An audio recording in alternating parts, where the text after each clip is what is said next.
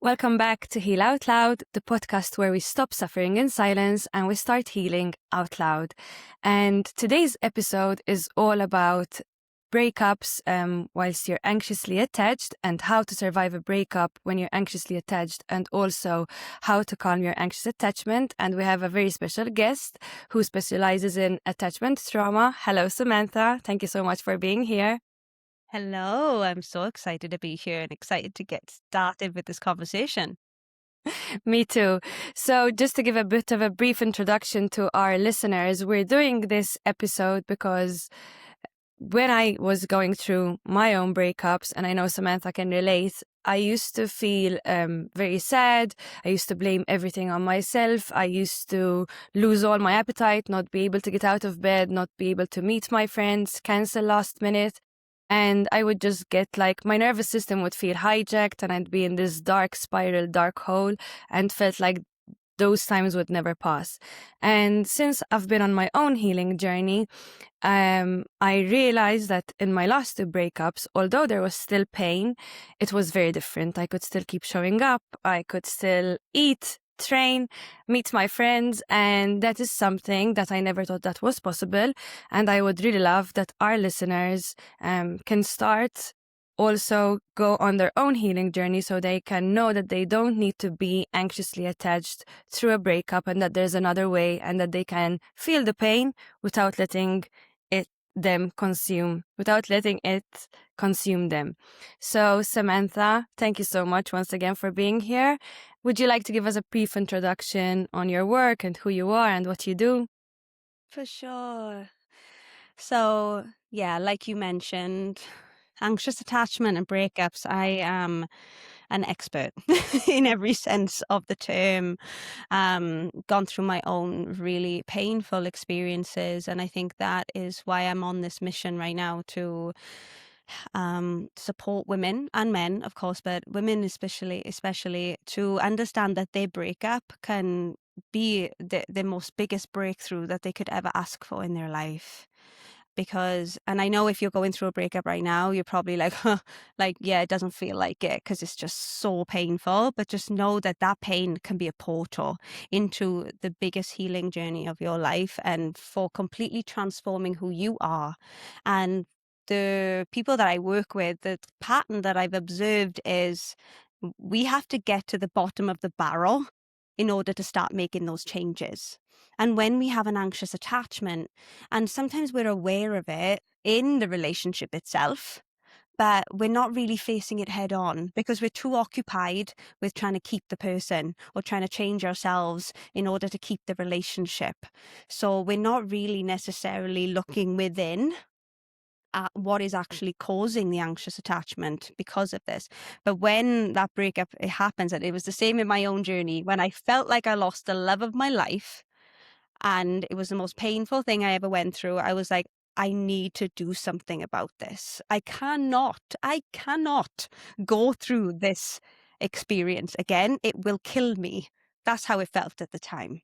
So Very that's true. when I really started healing myself and understanding what anxious attachment came from, what it's all about, going on that big journey. And we can get into that as the episode progresses.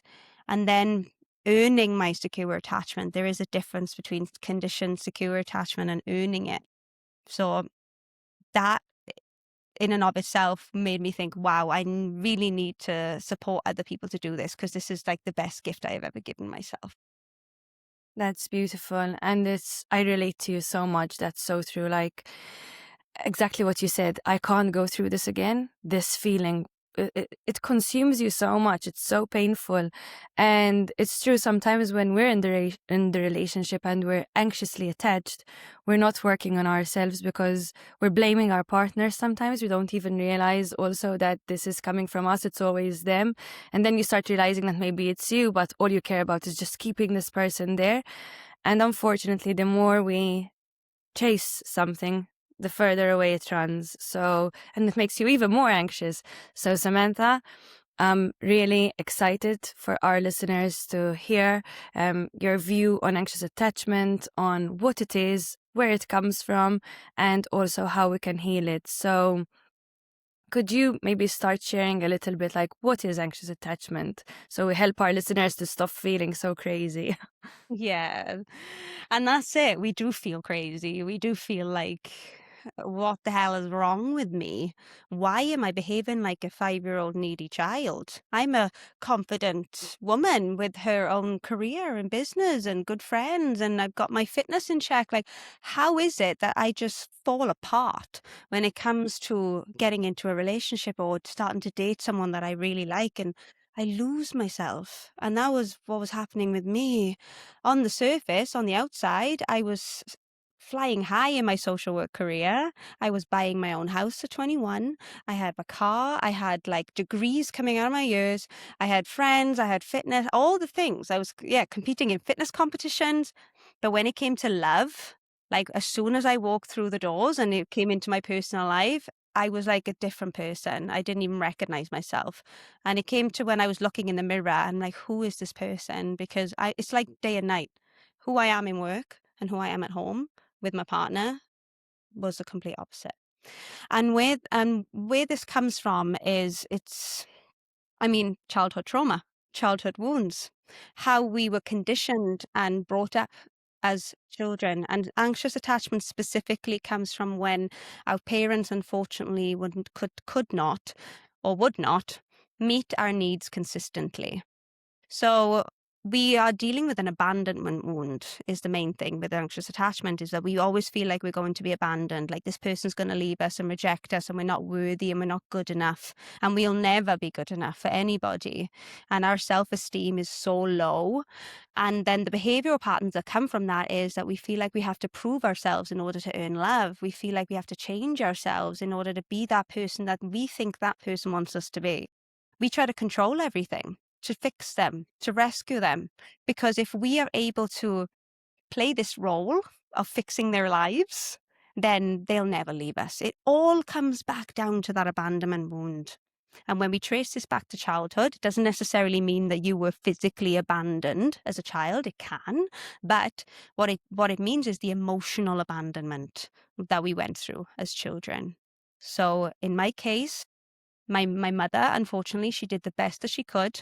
I hold nothing against her. If anything, our relationship is getting more and more better now that I'm more and more healed.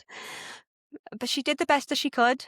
But she worked 2 jobs as a single mum. Like, she wasn't emotionally there for us. She was too busy providing. And as children, we make everything about us. We're very egocentric. So when we're coming up to mum and we're like, Mum, play with me because, I'm bored, or I want your attention, I want your love, I want whatever need that you're needing as a child. And we're getting brushed off. We're like, no, leave me alone. I'm too tired. I'm too stressed. Just go and play in your room. Just something as small as that, what we take in and what we begin conditioned with in that moment is, I'm not good enough for my mother to give me that attention and love that I'm craving right now.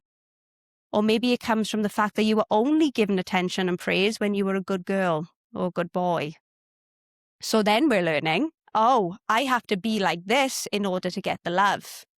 Or also in my case, was withdrawn if you were naughty, or if you were bad, or if you did something wrong, or if you said something wrong, and love was withdrawn. Like, no, don't come near me. No, you're not getting a hug. Go over there and think about what you've done. No, and it's like this sternness. Then we are learning that I have to prove myself. I have to be a certain way in order to receive love. And we take all of that into our adult relationships. There are many, many, many, many factors, and they are just a few that I'm pulling from my own personal experience. But it all ties into that abandonment wound. So everything that we do in our relationships, it's focused on keeping that person, even though we may know on a conscious level that this person's not right for us. Even though we may know that, they're not a good person, they're not emotionally available. Like, it doesn't matter, because all you care about is getting love from that person. And that person represents your primary attachment figure from your childhood. Even if you don't know it, on a subconscious level, they do. They do.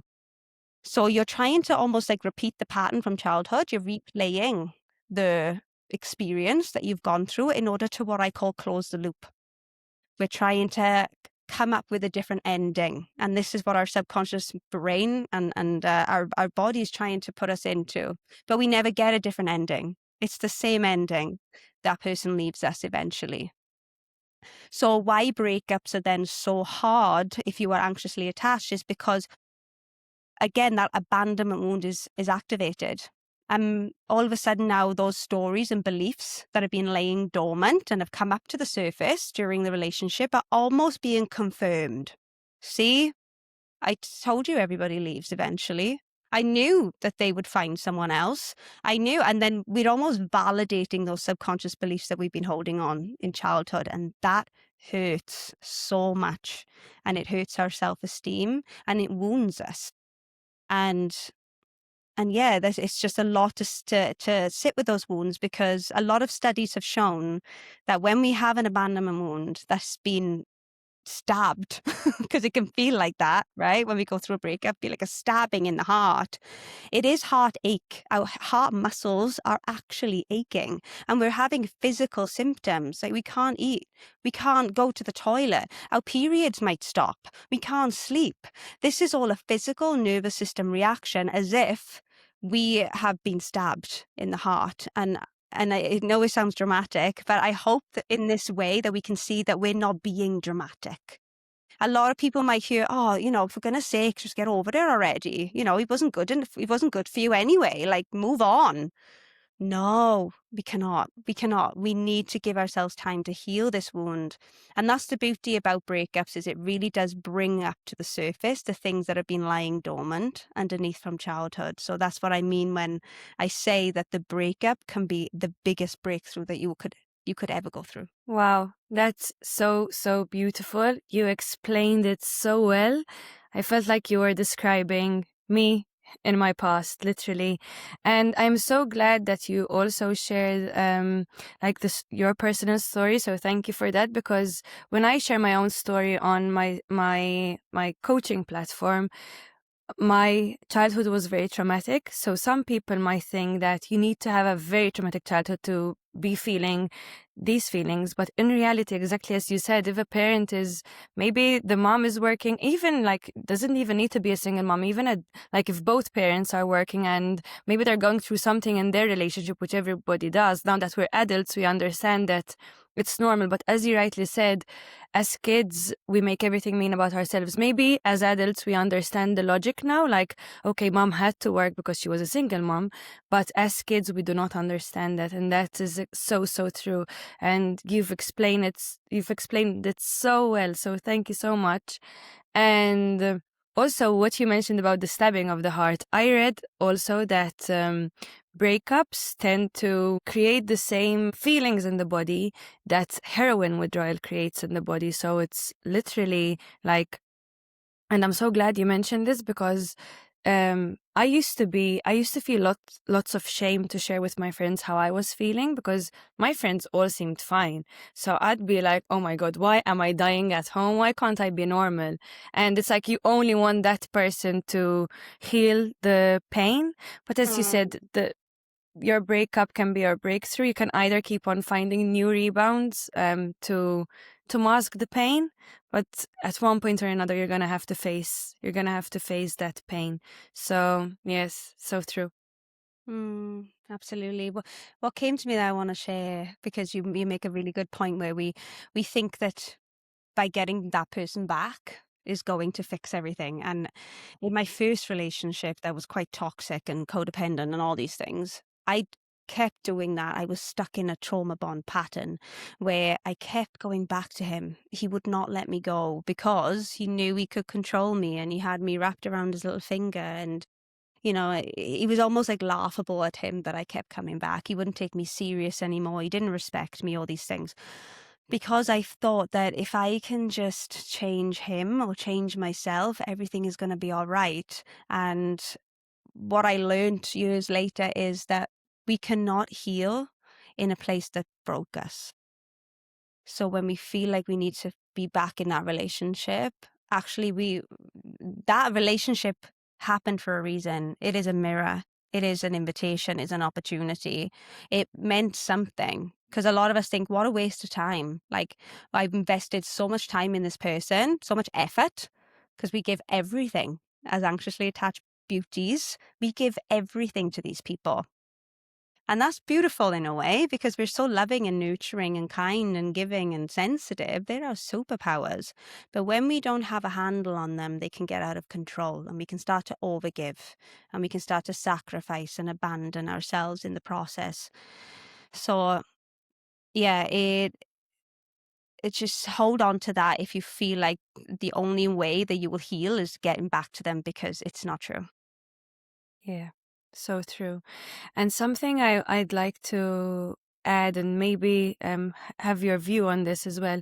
I feel that when I was anxiously attached, I used to love and overgive and overplease, not because I truly loved, but because I was afraid of being abandoned. So I would abandon myself in return. As a secure, like recovering secure, I don't know, earned secure person now, I feel that when I love, when I want to give something, I do it from the bottom of my heart. So it's because I really want to and not to get something out of that person. And the energy feels so different. I don't feel anger. I don't feel resentment. I don't expect anything in return. And I don't abandon myself now. So Mm. That's a really good point. The energy behind the giving of the love is very different. And you hit the nail on the head. You know, when we have anxious attachment, we're overgiving and abandoning and sacrificing and pleasing and performing because we want something in return. And it is to get the love that we feel like we're starving. We're starving of love and attention and significance. We want this person to choose us. So we mean something. We've tied our sense of worth and meaning to this person, and only them can make us feel some type of way. And when we work on earning our secure attachment, we start to realize that all of what we're searching for outside of ourselves is actually within. And we're pouring so much of it into others. And that's not to say now to stop giving and to stop pouring into others. That's not what we're saying. Just like Nicole said, it's all depends on the energy behind it. And what I had to learn in my journey as well is the most loving thing that you can do in a relationship is to set boundaries.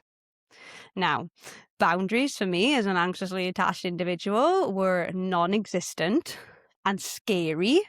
And actually, I thought that they created disconnection. If someone set a boundary with me, I would take it so personally. I'm like, why don't you want to hang out with me? Why don't you want to see me tonight? Like, what have I done wrong? What did I say wrong? Oh my God, now you're going to leave me. And I would spiral. When actually now as an insecurely attached woman, boundaries actually means that I love you and I want to show up for you at the best that I can. And that means me taking some space. That means me saying no to this thing right now. But I love you and I want to help you through this. So it's about showing love for others, but also showing love for yourself as well in the process. And it's not either this or that. It's not, I'm keeping all the love for myself now and screw you all. But it's also not like I'm just going to pour so much love into others and screw myself. yeah, definitely. 100%. So true. So yeah, I used to think that when I was anxiously attached, I used to think, so if I'm no longer going to feel like this, it means that I'm no longer going to love people, because when you're anxiously attached, it's like you have this big, lots of love to give. But now that I am moving away from my anxious attachment, I'm like, oh, I can still feel something towards another. I can still love. And so, disclaimer for anyone who's listening to us, you will still be loving, as Samantha said, towards others. It's not about going to the opposite end of the pole, but it's finding a good balance of, and the best thing that we can do in relationships is work on me and love me so I can show up better for me and for you. Because when we're abandoning ourselves, the relationship doesn't last. If anything, the way that we're showing up in a secure attachment and the way that we're loving in a secure attachment, that is what love is. How we're showing up as an anxiously attached individual and loving, I don't think that's love. That's whatever the intention is behind it, when I thought that I was loving someone, what I was actually doing was maybe controlling them, because I used to want to do everything for them. And I'm like, I'm doing this for your own good. And I became like a mother. That's not loving. And I really had to sit with that. I'm like, wow, am I actually like, controlling? And Yeah. that's really tough to sit with that, I think, oh my gosh, am I the person showing up with the toxic behavior right now? And ooh, that's difficult to sit with. But when we can get to that space of where we can start to take accountability, and I'm not saying this is all your fault, absolutely not. There are two people in this relationship. There are two people going through this breakup. But when you can actually sit with your stuff, I don't You know if can I'm say, able to swear on it. yes, you can. Okay. You can. When you're able to sit with your own shit, not to the point where you're internalizing everything, not to the point where you're blaming yourself for everything, but you're actually in a clear state of mind. And that's why it's important to move through the breakup before you do this. A lot of us go straight to the final step, and the final step being like integrating the lessons and learning the lessons and taking accountability. I feel like we bypass everything and go straight to that point because we just want to hurry the process up. We're impatient. We want to find our next partner, but we actually risk internalizing a lot. But if you can get yourself to a very calm, grounded, stable state and you feel like you're moving on and you're like, okay, this is now the time for me to really sit with myself, my patterns, my behavior, the way that I showed up in this relationship. And that's what I do. That's the work that I do, is when women and clients come into my programs, we move through the breakup and we're like, okay, now it's time to heal the anxious attachment. And what that requires is actually looking at how we were loving. How did we love this person? Was there some controlling behavior? So yeah, I think it's important to realize that the energy behind the love, and I'm just thinking about my own life right now. Like, it's almost like a love without detachment. I can love you because you're a human being and I'm a human being and I care for you, but I'm not going to sacrifice myself for you. And I'm not going to be in this space of like, I need to have you around all the time in order to feel worthy and enough, because I have already done that for myself. So yeah, I feel like that's the difference. Yeah, very true. And I'm soon gonna ask you a little bit about how we can start healing this and stuff. But something like, for me, I had absolutely no idea that what I had was anxious attachment. So I literally used to think, as we said earlier, that I was crazy controlling, especially. So there was a point at first where I used to blame the partner. I used to blame the person whom I loved with all my heart and point fingers at him. Then there was another point where I started realizing, oh my God, what have I been doing? And that I carried lots of shame when I realized, like, things like, for example, asking how their day was, not because you care, but because you want to you want to read between the lines whether they met someone that is better than you, or whether they're drifting away from you, or maybe even when they're abroad, for example, like I couldn't move. I would be 24/7 thinking that my then partner was cheating on me, enjoying life without me, forgetting me, like all these invented scenarios.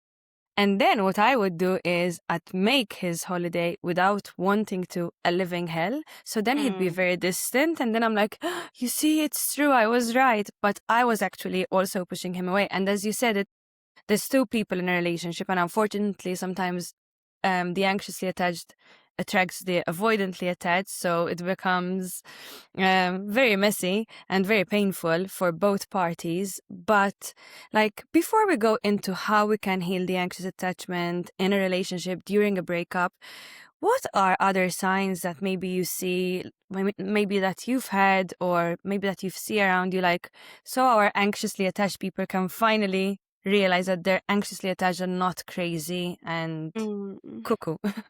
Yeah. Yeah, I think that's such a good point, because you're so right. Because I just want to alleviate the shame a little bit first, because it can be really easy to fall into this space. This is not who you are. This is trauma. This is conditioning. This is conditioned behavioral patterns that once kept you safe. You learned this behavior in order to get the love that you deserved and craved and needed as a child. So however you're showing up in your relationships is an indicator of what used to keep you safe as a child and keep you connected and attached to your primary attachment figure. But unfortunately, because we've taken that into our adult relationships, it's now sabotaging us. So I want you to know, if anyone's listening who feels so ashamed, because I've been there as well, like so ashamed of my behavior, and I didn't even realize I was doing it in the moment. And that's another thing about attachments, trauma, attachment styles. These are all reactions. These are all nervous system states that that we get into and we react. We're not responding from a logical place. We are reacting from our emotional brain to keep us safe. And I know it doesn't make sense logically. Like, how am I keeping myself safe by sabotaging my relationship?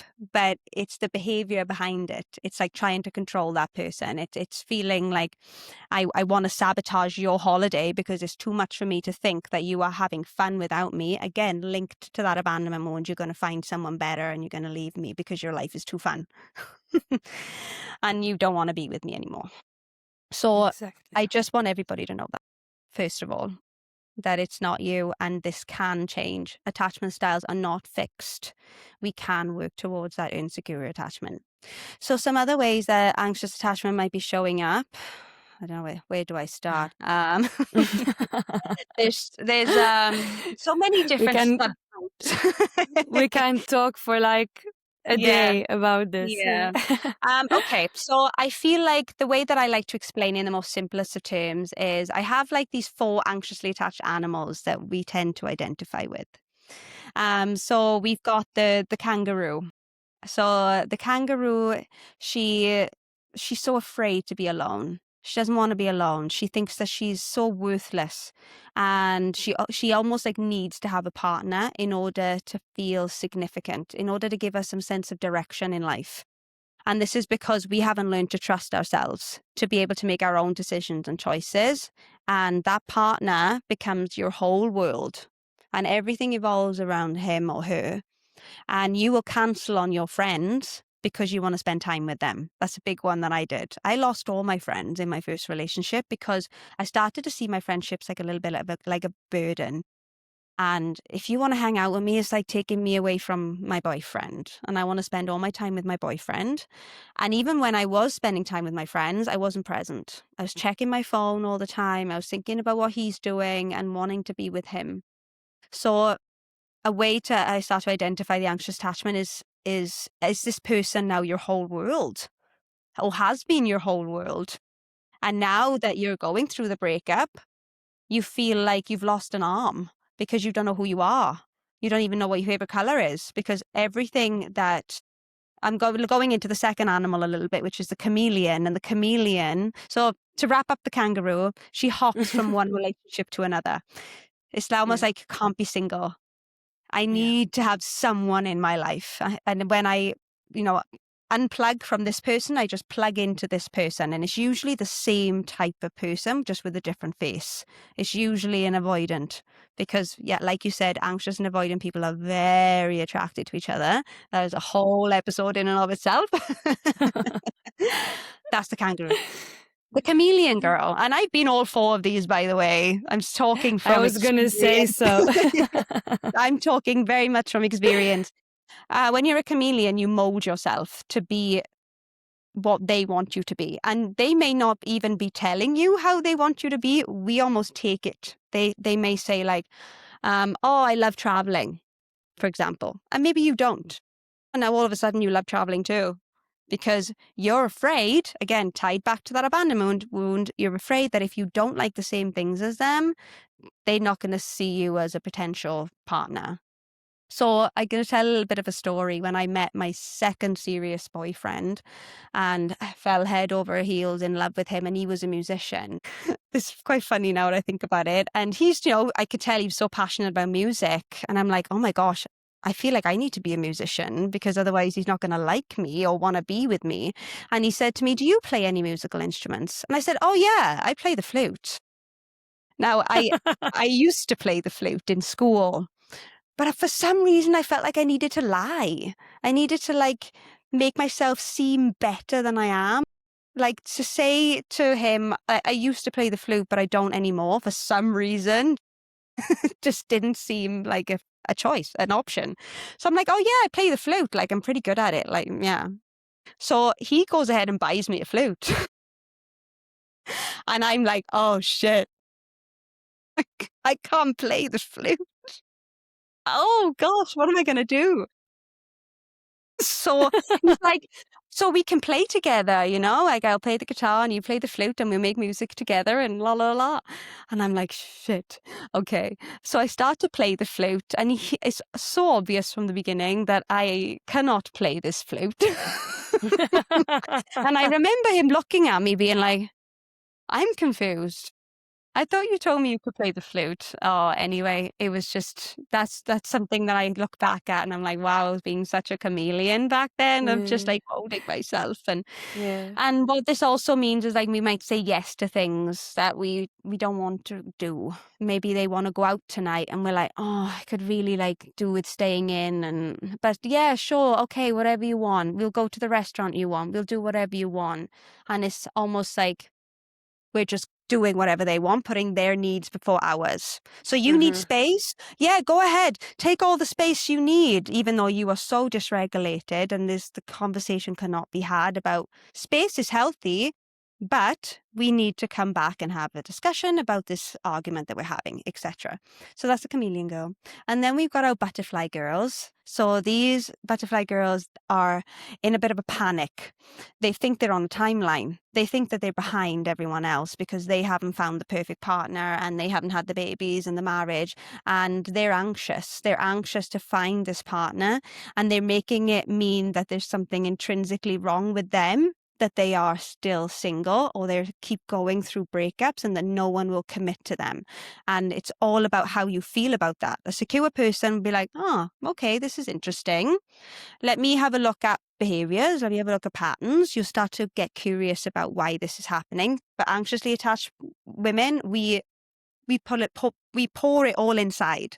There is something wrong with us. So what we start to do then is almost like start to display avoidant behavior. This can also happen when we go through very difficult breakups. I do not want to go through that again. Let me just build a castle around my heart and not let anybody in. So we're almost like panicking that we'll never find someone and we'll die alone, but we're keeping everyone at arm's length because we're so afraid of that person hurting us as well. So we're carrying all that relationship trauma into the next one. And then the fourth one is our mama bears. So our mama bear likes to control everything. She likes to protect, she likes to rescue, she likes to fix, and she likes to care for everyone but herself. It feels almost like alien to care for yourself when you're so used to caring for others. And a story of this that I have is I was going on holiday with my partner. I did everything. I booked all the hotels. I booked all the flights. I didn't leave any space at all for him to surprise me, to do anything. Because in my head, I'm like, it's better that I do it because I can't trust him. He's probably booked somewhere really crap. So let me do it. And we were at the airport and I was holding the passports. And he's like, can I have my passport? I'm like, no, I think it's best that I keep on hold of it. So it's like we're mollycoddling them. We're cooking all the time. We're earning the finances to keep us both. Like we're taking on the man's role in the relationship. I mean, energetics, like masculine and feminine energies, that's one layer of it. But when we talk about anxious attachment specifically, it's because we're trying to control everything. Because that's how we feel safe in this relationship. As long as I can control what's going on, I feel safe. And Yeah. to surrender and just let go and let them, it just feels too dangerous. Yeah. And thank you so much. That was really well explained. And it's exhausting trying to control constantly. As you said, there's the attachment, and then there's also masculine and feminine energies. And the masculine, usually a healthy masculine, wants to control, wants to lead. And the woman, even our bodies, they're created this way. A woman's body is there to receive, and the man's body is there to give. So lots of misalignment. And I feel also, like as you said, like all these animals, I think I've been each and every one of them, maybe all together. And it's true what you said about taking care of everyone except yourself. Like there was one of my breakups where I got out of it, and then I was like, at where in my life did I even have the time to do all of this for this person? Nowadays I work more, I take care of myself more, and it's like you forget that you even exist. And as you said earlier, it's true that we can't see how is this how is this pattern protecting me, where in reality it's sabotaging me. And as kids, we needed these patterns. Like for example, me with my mom, my mom had a drug problem, and as soon as she didn't answer her phone, it meant that I'm not going to see her for 2 weeks.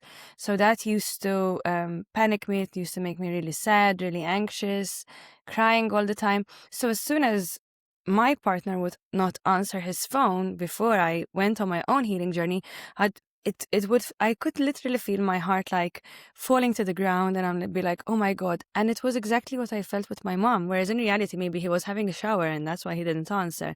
And then I'm fighting and I'm calling and I'm panicking, and it pushes the person away. So we're trying to control for connection, whereas in reality, we're pushing the person further away, and it hurts so much. So yes, for the anxiously attached people who are listening to us, Samantha and I both we're in the space that you are right now, and it is possible to shift. And I will not lie, I'll be fully honest. In my last relationship, I was very proud of myself for the way I showed up, but I still, I attracted a better person than maybe the one before it. However, I still, without realizing immediately, there were still moments where I fell back into old patterns.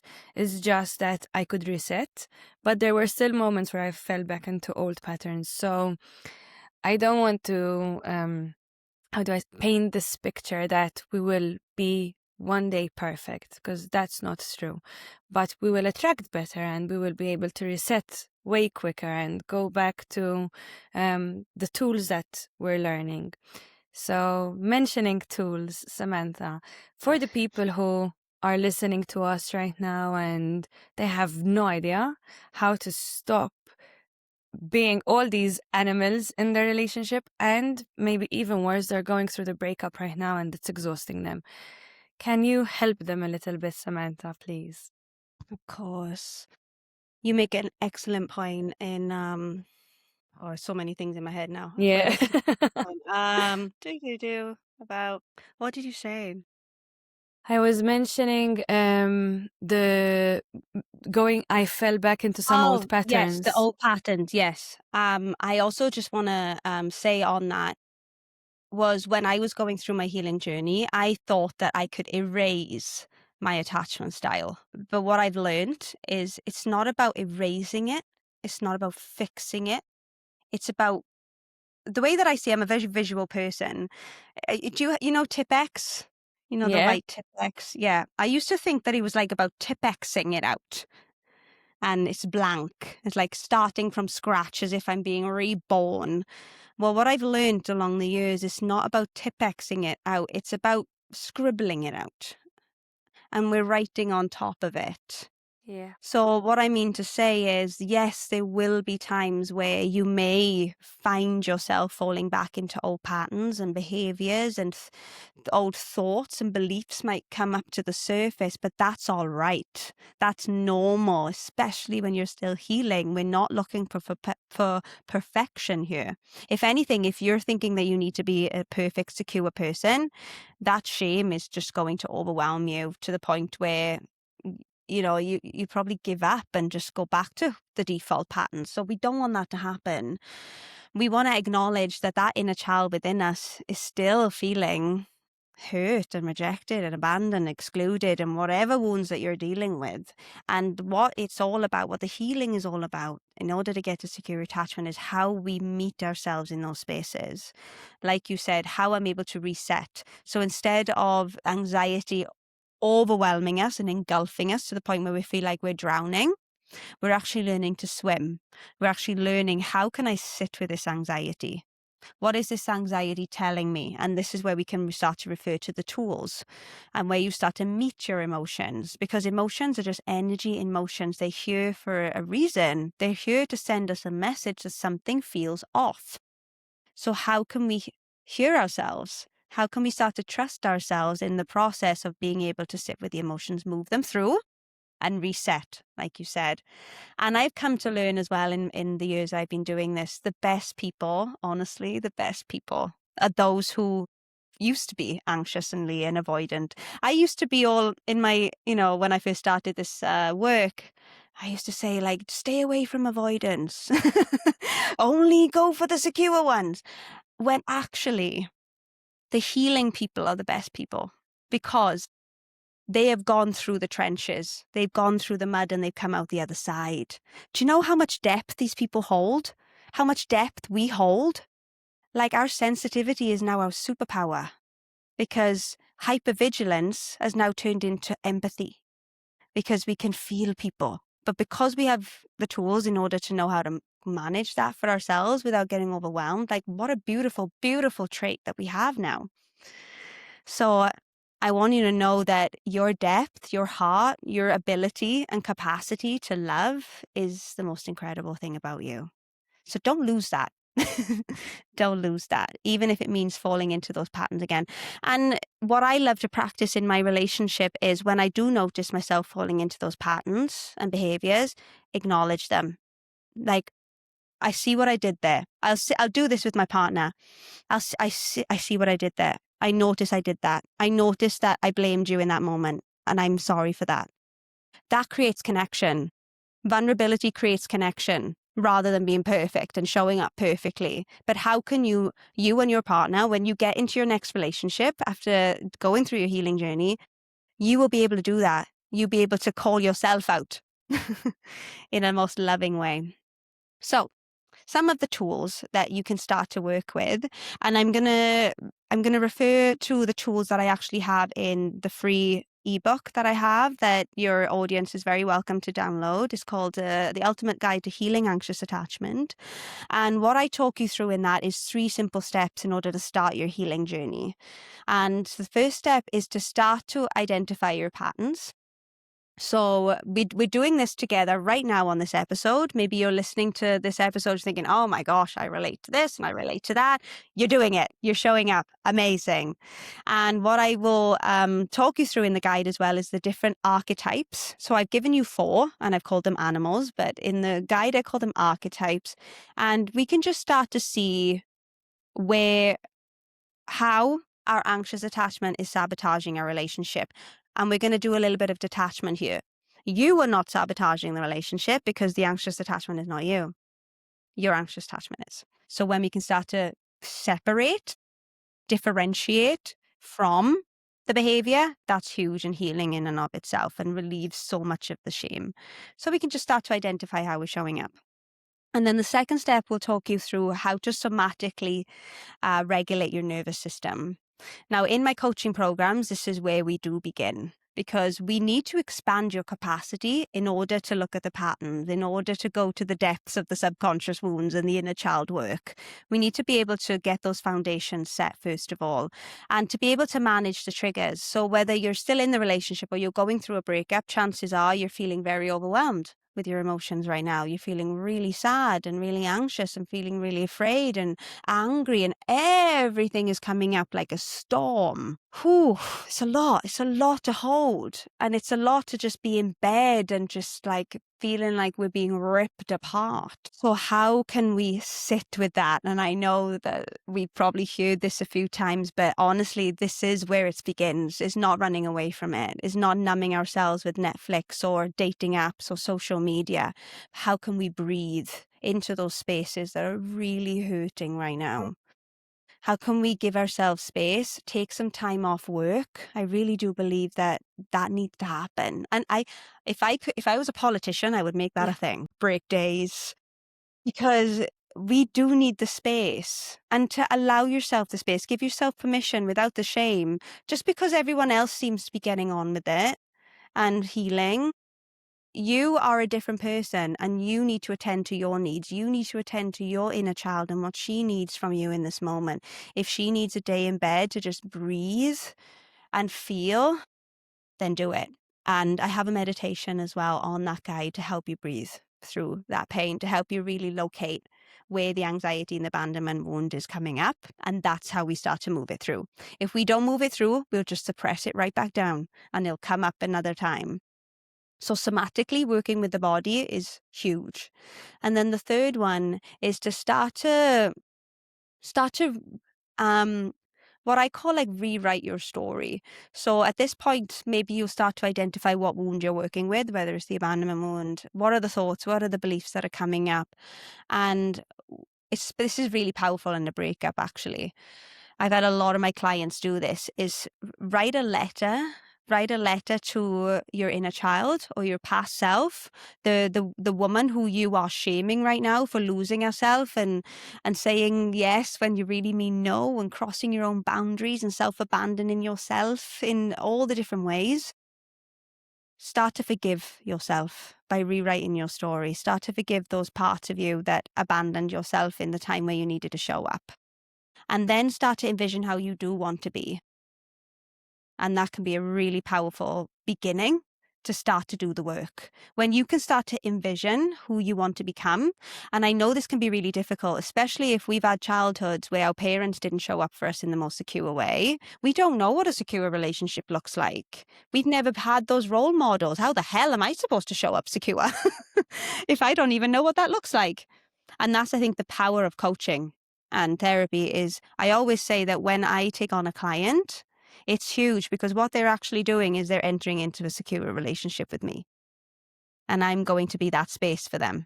And I'm going to hold them through it all. I'm going to set boundaries with them. I'm going to encourage them to set boundaries with me. Like, it is a secure relationship and you will learn secure attachment through that. So we learn through people as well. But get clear on that story. How do you want to feel? How do you want to act? How do you want to think? What do you want to have? So when you have that clear vision and that clear goal, that's when you can start the process. Yeah. This is amazing. Thank you so much, Samantha. When I heard you describing what they're feeling right now, maybe the heaviness, the sadness, when you mentioned that if you were a politician, you'd give people days of heartbreak days, you reminded me, I tapped back into the pain I used to feel like 5 years ago. And it felt like you have these shackles dragging behind you. Even to walk to my sofa, I used to feel like, wow. The only reason why I miss anxious attachment is because that's when I used to lose weight. Nowadays, nowadays, nothing that happens to me, because the anxious attachment, as you said earlier, it's like someone stabbing you in your heart. Literally makes you feel like you don't want to eat, nothing.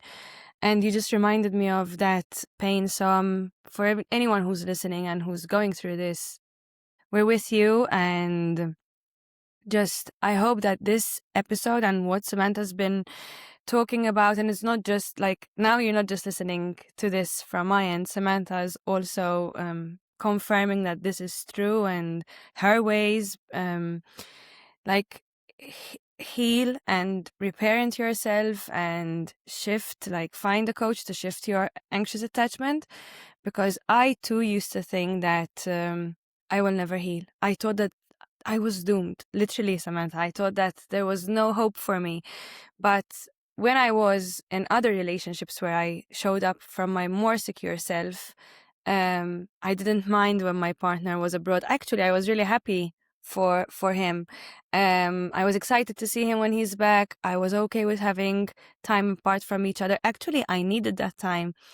So bottom line, what I'm trying to get to is heal, because on the other side of healing, there's such a beautiful life to live. And I think I mentioned this in every episode, because I too used to feel that there was something inherently wrong with me and that I was beyond healing. But it's just our brains trying to protect us, and it's actually sabotaging us, like you explained earlier. So thank you so much for sharing also the tools, because I hope that we can give one person some hope. Absolutely. And if there's one more thing I may say, Yeah, of course. for that woman who is currently sitting on the sofa or in bed right now, or maybe driving to work and feeling absolute dread because you know that you're going to just be spending your lunch break crying in the toilets. That actually happened to me. I would, because you just can't show up. I want you to know that you are grieving. You are grieving. This is a grieving process and it needs to be treated as such. Unfortunately, it really is unfortunate that it's not recognized. Heartbreak, divorce, breakup, separation, it's not recognized as a loss in the way that we recognize when someone dies. But it's exactly the same experience. You feel like this person has died. Or worse, they've gotten into another relationship and now you've got the double abandonment to deal with. So I want you to I want you to treat this like as if someone had died. Quite literally, move yourself as if you are grieving. You have not only lost this person, you have lost the visions and the fantasies and the plans that you may have had with this person or may have had in your mind for this person. You are losing maybe relationships with their family. You're losing that sense of security. You're losing so much. And I know that no wonder you're in so much pain. Oh my gosh, it's such a lot to handle and to deal with. How would you treat your best friend or your sister or your daughter if they were going through this? Like, just notice how you're showing up for other people, because as anxiously attached individuals, we're very good at showing up for other people. We're very good at giving to others, and just notice how you are with someone else and start to do that with yourself, because you are worthy of your own love, your own care, your own attention. So start there. Start by really making this a grieving process and experience. And then another thing that really supported me from like going from breakup into that part where I'm ready to heal is to start building that relationship with yourself. Yeah. Start to discover yourself again. Start to discover what lights you up, what brings you joy.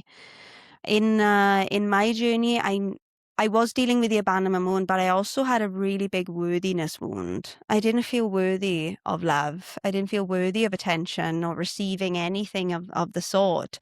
So I started reprogramming that by I actually used food. And I know, and there is like a method to the madness here. It's because we eat food every day. And so this is when I knew that I had to be consistent in reprogramming and healing this wound. So in the way that I did this was every time that I would think about food, I would take the time to create recipes. I would try new recipes. When I would go shopping, I would buy myself the nice cheese, not the crappy Tesco value cheese. I'm worthy of nice cheese. And I know this sounds funny, but you're actually reprogramming and healing how worthy you are of love. And then I would spend time cooking for myself. I would spend time eating the food. And you could do this with anything that you do every day, clothes, like whatever. It doesn't necessarily mean that you have to buy things. It could just be the way that you're handling yourself in the morning. You're giving yourself time in the morning to do something you really enjoy. Just that one little step, and you're rebuilding that relationship with yourself. Because when you love yourself at the core, like truly and deeply and authentically and genuinely have so much love for yourself, you will no longer tolerate bullshit. You will no longer tolerate bad behavior or avoidant behavior or emotionally unavailable behavior. You're like, no, this is not how I'm showing up for myself. And you are not adding to my life in any way. So build a life for yourself that you love so much that it is a privilege for someone to join that life. So true. So true. It's funny that you mentioned this with food, because healing my abandonment wound, my worthiness wound, my insecurities away from the anxious attachment, because at the end of the day, these wounds are what's driving the anxious or the avoidant attachment. Healing and reparenting and doing all this work and releasing trauma from the body has changed my relationship with sleep. I now sleep 8 hours. Like before, I used to sleep maybe 4 hours because I needed to achieve a lot to feel worthy, and still I didn't feel worthy. So I wouldn't sleep because I'm achieving. I never used to eat proper food. I had like really a bad relationship with food, and nowadays I'm making lasagna from scratch. I'm making green Thai curry, all these curries like from scratch. I never thought I would be this type of person, and I really enjoy cooking now. And with everything, as you said, like waking up and spending the first hour not on my phone to send a direct message to my subconscious brain that I matter, I come first. And it's like, I like to explain this as when you're hungry and you go to the supermarket, you end up buying so much crap. But if you're full, if you're feeding yourself well, you're gonna buy what you need. So you're not gonna accept breadcrumbs, and you're gonna eat your steak at home. So I agree with you 100% that if you love yourself, like if you start loving yourself at the core, you're not gonna tolerate bullshit and breadcrumbs and inconsistencies. Like what used to excite me in the past doesn't really excite me anymore now. I'm like, no, that's not for me. Right. I Yeah. can sniff it a mile away. I'm like, no, no, like this is not anything it's just my whole body reacts now. That's when I know that I've embodied secure attachment, because it's not even something that I'm like have to put effort into anymore. My whole body will react in a contraction when I'm around someone who's emotionally unavailable and So true. feeding me breadcrumbs. It's just like, nah. So you get to that point, you do get to that point, and you will be able to give yourself the greatest gifts, the greatest dreams of your life. Like I waited so long for someone to travel with me because one, I didn't enjoy my own company. Two, I didn't think that I could do it by myself. I needed to have someone with me. But actually that was one of the ways I started to heal as well. I started to travel. I started to allow myself to, at first I traveled, to the next city. And then I traveled to the next country. And then it led to me actually making the decision to pack up my life and move to Thailand. 10 years ago, I made that decision to start a new life in Thailand, and I've never looked back. I'm still here, and I created this beautiful life for myself. So that's why I'm so thankful for my breakup, because if I was still with this person, I'd probably still be in my hometown, probably divorced with three kids, like my life would be very, very, very different. So Yeah. I know it doesn't seem like it now, but you will be thanking this person in your future. Yeah. You will be thanking this experience. Yeah. Mm. Thank you so much, Samantha. And as you said earlier, this breakup could be our breakthrough. And what I like to explain it as well is that what I thought was the death of me, the loss of me, was actually my rebirth. Mm. And looking back at that time now, when I had this dark night of the soul and realizing everything, I look back at this time, although it was so painful, I cherish it so close to my heart because it was when everything started to make sense, when I started to understand others around me, how I show up in their life. So, Mhm. yes, Samantha, any freebies? I know you mentioned the freebie already, but maybe do you have any other freebies that you want to share with our listeners and where they can find you? Yes, absolutely. So I do have another freebie when you're ready. So I would suggest doing this when you feel like you are ready for some relief. And I know this sounds a bit funny and strange, but sometimes we just need to sit in the storm. Sometimes we need to sit in the storm. When you are ready to start to shift the storm a little bit, I do have a 7-day breakup detox checklist. And what this will do is take you through 7 days of starting to detox your ex from your life. So I'll take you through like a physical and environmental detox, an emotional detox, a somatic detox. So it's a journey, and every day will build upon itself. That will really support you to start to move and shift away from the wallowing, the sleeping all day and carrying your shackles around with you. And when you make the decision, right, okay, I'm ready to start. I'm not ready to accept and move on quite yet, but I'm ready to start the process of just feeling a bit better. this is when you can then download that detox checklist and go through those 7 days. So I'll put the link, or you'll put the link in the show notes for that, along with the Healing Anxious Attachment Guide. I'm also got my own podcast. It's called the Relationship Rehab Podcast. So if you want to know more about attachment styles and anxious attachment in particular, and healing it and becoming more secure, I have so many episodes that will support you there as well. And I have a bunch on breakups as well. Amazing. Oh, and then also my one-on-one coaching program. If anybody is ready to do the whole transformation of really like changing their life and healing that attachment style, you're very welcome to get in touch with me on Instagram. Instagram is probably the best place. It's where I hang out the most. And yeah, we can start that conversation together. Amazing. I'll put all the links down below in the show notes so people can have access to them with your Instagram and all these freebies. Samantha, I thank you from the bottom of my heart, because I keep on thinking of that woman who's feeling like I felt 6 years ago, and how you felt also years ago.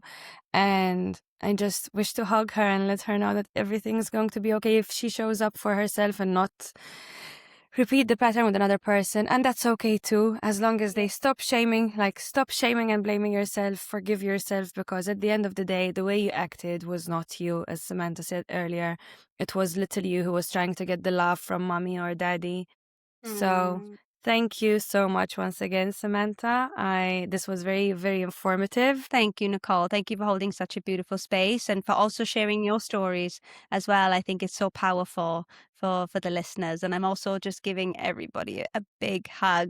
And like Nicole said, everything is going to be okay. And you're not alone in this. You really are not. Heartbreak is probably one of the most universal experiences that everybody goes through. So sending everyone a big, big hug. And once again, Nicole, thank you so much for holding this conversation. Thank you.